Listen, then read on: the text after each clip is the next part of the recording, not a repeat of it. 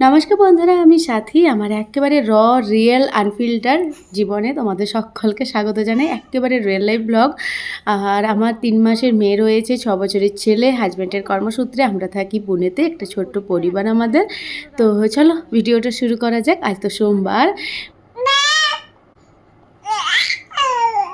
পটি করতে মন গেল মাম্মা। রাত্রি 1টার সময় পটি কেউ করে বাবা? সারা দিনে কি অফিসের খুব চাপ ছিল মাম্মা? খুব প্রেশার ছিল কি? একটুও টাইম পাওনি? এখন মাঝরাত্রি, আর মাঝরাত্রি থেকে ব্লগটা শুরু করছি। ঘড়িতে এখন ওই 1:45। মেয়ে আমার পটি করেছে। যখন আমরা শুতে গেলাম 11:30 বাজে, তখন মেয়ে উঠে পড়লো। তারপর সে আর কি খেলা চলছিল, তার সাথে কিছুক্ষণ আমিও মজা করলাম। আর তারপর ওর পটি হয়ে গেল। তো মাঝরাত্রিতে পটি, বেশ কয়েকদিন না রাত্রিবেলাতে ঘুমোচ্ছিল, দিনের বেলাতে জাগছিল, অল্প ঘুমোচ্ছিল, এরকম করছিল। হঠাৎ করে আজকে আবার রাত্রিতেই জাগতে শুরু করে গিয়েছে। হাজব্যান্ড আর বেটু পাশের রুমটাতে শোয়ে, ওদেরকে রাত্রিবেলাতে যাতে ঘুম হয়, ঝামেলা না করে, সেই কারণে আর কি পাশের রুমটাতেই ওরা শোয়ে। তো ওকে আবার ডাকলাম, কারণ ক্লিন করতে হবে। তারপর মেয়েকে আমরা দুজনে মিলে পটি ক্লিন করিয়ে ফ্রেশ করে আবার ড্রেস ট্রেস পরিয়ে ওকে শোয়ালাম। হাজব্যান্ড তো শুতে চলে গেল, আর আমি এখানে মেয়েকে সারা রাত্রি এরপর বসে থাকতে হবে। রবিবার ছিল, কোনো অসুবিধা ছিল না, শনি রবি দুদিন ছুটি ছিল। কিন্তু সোমবার কালকে আমার প্রচুর কাজ, আর হাজব্যান্ডের ডিউটি রয়েছে। কালকে খুব অসুবিধায় পড়ে যাব, কারণ গত 1 বছর ধরে আমার পূজা পার্বণ কিছু করা চলেনি। জেঠু মারা গিয়েছিল, তো এই বৃহস্পতিবার যে গেল বৃহস্পতিবার, সেই দিন যে বাৎসরিক শ্রাদ্ধ সেটা কমপ্লিট হওয়ার পরে তাহলে আমি পুজো করব। সেই জন্য সোমবার সব রেডি করে রেখেছি জানো তো। আর এদিকে মেয়ে আমার ঘুমোচ্ছে না, রাত্রি 4:30টাতে ঘুমিয়েছে। রাত্রি নয়, ভোর 4:30 বলা চলে। আর এদিকে সকালবেলাতে আমি তাড়াহুড়ো করে উঠে স্নান টান সেরে ঝটপট 8টাতে উঠে পড়েছিলাম। তারপর স্নান টান সেরে পুরো পুজো ঘরটার অবস্থা দেখছো কি অবস্থা। কালকে ওপরটা ঠাকুর যেখানে রয়েছে সেখানটা হাজব্যান্ড কিছুটা পরিষ্কার করেছিল, বাট নিচটা এত নোংরা, কালকেও সময় পাইনি। আর আমাকে ভালোভাবে করতে হবে বলে আমি আজকে ভেবেছিলাম করব, কালকেই ভেবেছিলাম করব, কিন্তু কাল সময় হয়নি আমারও।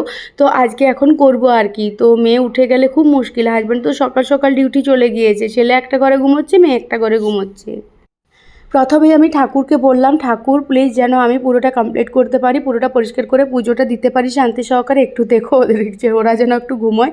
তো ছেলে আমার, যেহেতু আমি এখানটা পরিষ্কার করছিলাম, এই ঘরটাতেও ঘুমোচ্ছিল, তো উঠে পড়েছিল 9টার সময়, 9:30টার সময়। আর এদিকে মেয়ে কিন্তু ঘুমোচ্ছিল, মাঝে একবার উঠেছিল। তো আমি গিয়েছিলাম ওকে খাইয়ে, আবার ড্রেস চেঞ্জ করে আবার পুজো শুরু করেছিলাম। তারপর ওকে আবার শুয়েছি। আর দেখো কান্নাটা, ঠিক জাস্ট ঠাকুরকে ভোগ দেবো সেই মুহূর্তে মেয়ে আমার কান্না শুরু করে দিয়েছিল। তারপর তাড়াহুড়ো করে পুজো দিলাম, ছেলে কিছুটা সামলাচ্ছিল। তারপর এই যে ওকে কোলে নিলাম। পুজো করতে করতে প্রায় 11টা। তারপর মেয়ে কান্না করছিল, ওকে তারপর খাইয়ে আবার শোয়ালাম এখানে। তারপর ছেলেও সাথে বলছিল শোবো, ওর ঘুম পাচ্ছিল। আমি বলি না, এখন আর শোয়া চলবে না। তারপর আমরা প্রায় 12টা বাজতে চলে। এখন আমি খাচ্ছি চা, আর ওই কালকে রাত্রিতে রুটি ছিল, এটাই হাজব্যান্ড যদিও সকালবেলাতে নিয়ে গিয়েছে, রুটি, পিনাট বাটার, কলা পাকা, এইসব। আর ছেলেকে বললাম, ছেলে বলছিল চা খাবো রুটি দিয়ে, ওরও আমার মতো চা রুটি ভীষণ পছন্দ। তো ওকে আগে বললাম যে তুমি দুধটা খেয়ে কমপ্লিট করো, আর আমি রুটিগুলোকে একটু সামান্য গাওয়া ঘি দিয়ে ভেজে নিয়েছিলাম। তারপর সেই রুটিগুলো চায়ের সাথে খাচ্ছি, আমি 2টো, ছেলে 1টা।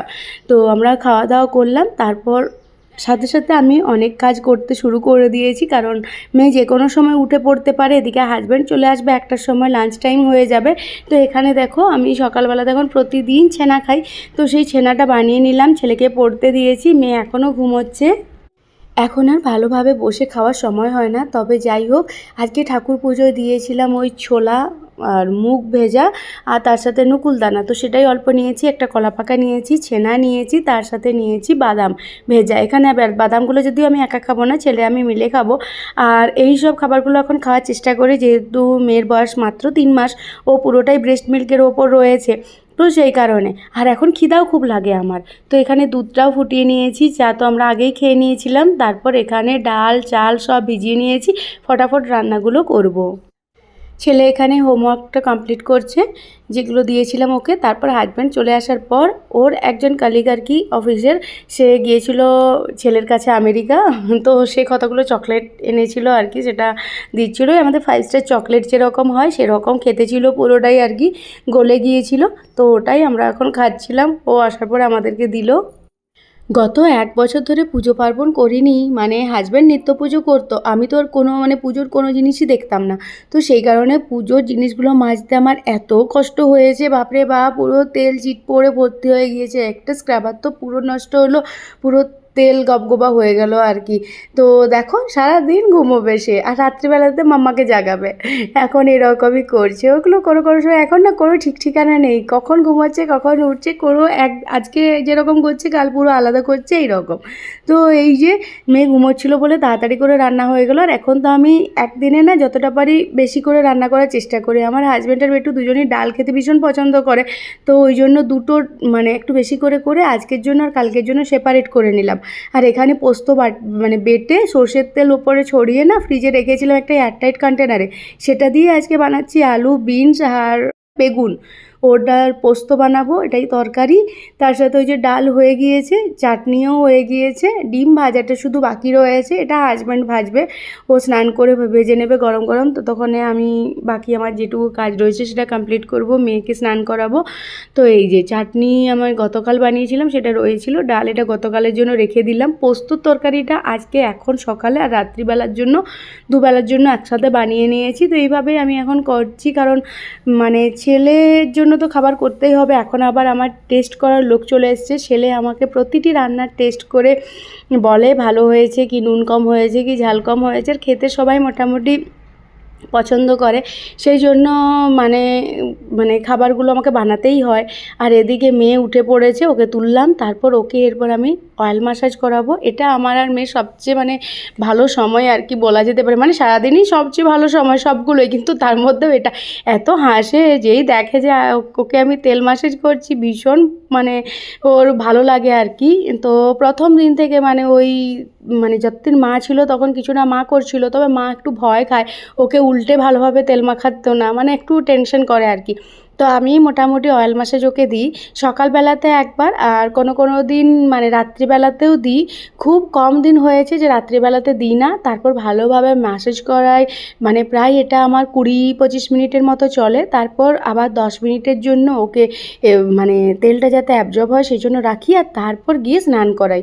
তো এটা যেদিন যেরকম টাইম হয় 12টা থেকে 2টোর মধ্যে আমি এটা করার চেষ্টা করি, কারণ এই সময়টা আমার জন্য সবচেয়ে পারফেক্ট হয়। তো ওকে ব্যায়াম করাই, টমি টাইম দিই, সব কিছু করি। তারপর ফ্রেশ ট্রেশ করে ওকে রেডি টেডি করিয়ে দিয়েছি, ড্রেস ট্রেস পরিয়ে দিয়েছি, ওকে এরপর শুয়ে দিলাম।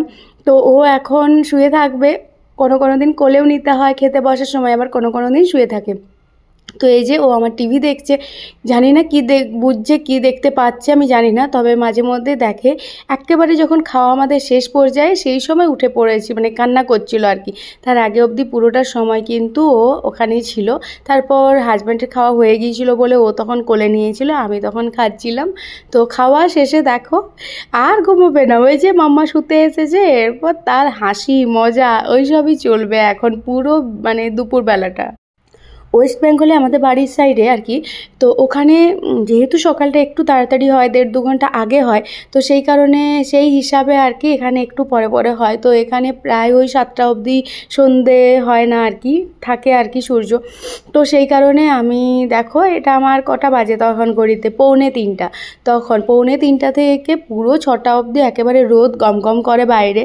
তো এই যে মেয়ে আমার পুরো সময়টা হেসে খেলে কাটিয়ে দেবে, আর ওর সাথে আমি কখনো চোখ লেগে যায়, তখন আবার ওর সাথে খেলা করি, এই রকম করি। আর এই সময়টা ছেলের টিভি দেখার টাইম, ও একটু টিভি দেখে, তারপর একটু শোয়ে আমার সাথে, অথবা কোনোদিন একটু পড়তেও বসে, এইসব করে। এই যে দেখো হেসে উল্টে যাচ্ছি, যখনই মাম্মার শোয়ার টাইম হবে ওর হাসি এত পেয়ে যায় বলতে পারবো না আর কি, মানে ভীষণ মজা, ওর মাম্মাকে আমি শুতে দেবো না। তুমি কয়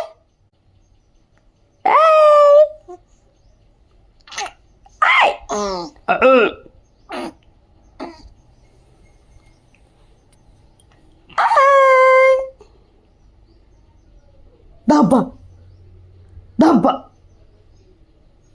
তুমি কলে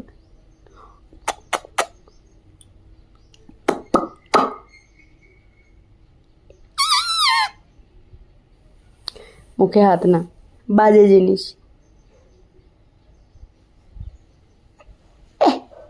যে দুপুর হলো ঘুনু নাই শুনো নাই, শুধু নাচি বেড়াবো। ও দুত্তু বাচ্চা, আমার দুত্তু বাচ্চা। একে জল কেন আসছে দুধ বাচ্চায় ঠান্ডায়?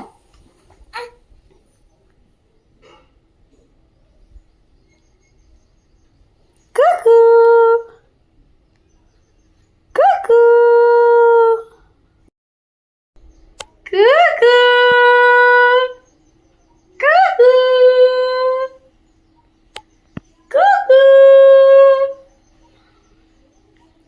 হালুম হালুম ngâm ngâm ngâm ngâm হালুম ও ও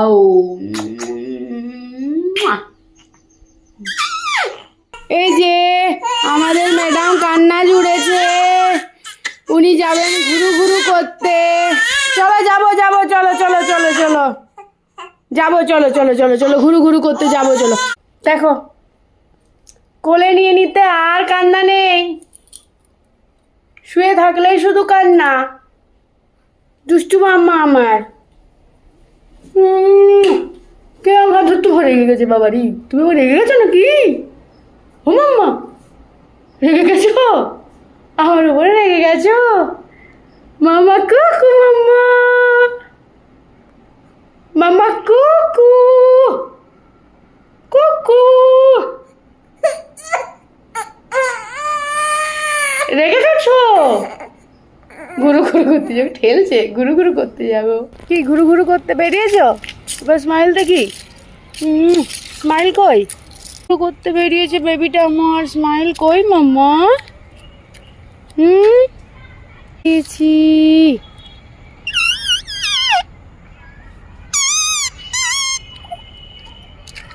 স্মাইল দাও না, স্মাইল মাম্মা স্মাইল।